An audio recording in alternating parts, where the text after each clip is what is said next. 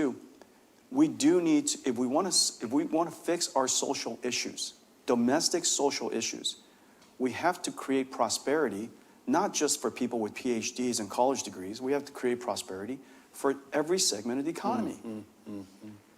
And so the largest segment of the economy is manufacturing, and we've offshored that for too long, for 20 years.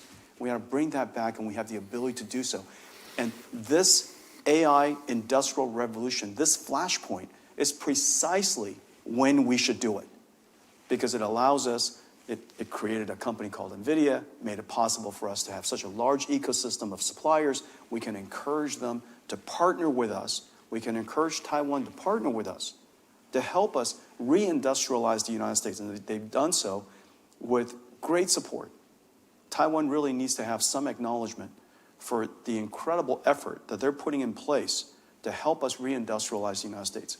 If not for the work that they're doing, the work that NVIDIA has done in Arizona wouldn't have made the progress it has. No. I recently gave a congratulations speech at TSMC in Arizona, and when I looked out into the audience, it was 2/3 Taiwanese and 1/3 American. Arizona is practically, well, the quality of Taiwanese food in Arizona, let me just put it out. The quality of Taiwanese food in Arizona has increased tremendously.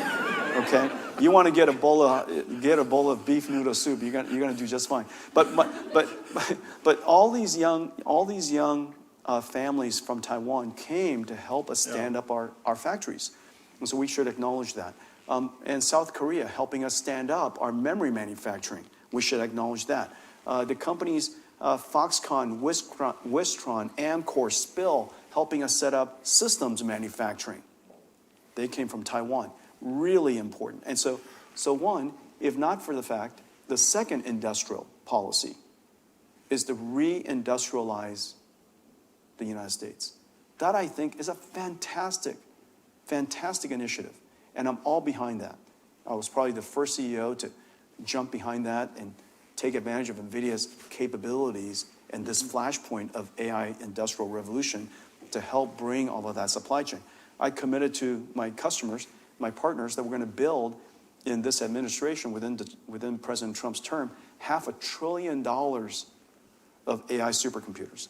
And so that's the second part, energy growth, reindustrializing the United States.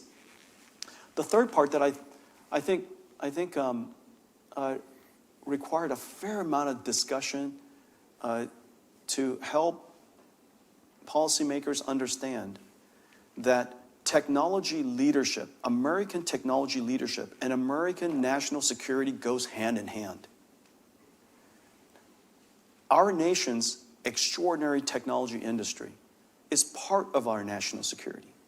The fact that we have our technology all over the world, that the world relies on to build their industries, their ecosystem, their economies, is an advantage for the United States. It's a strength of the United States. It helps keep the United States safe when everybody works with us.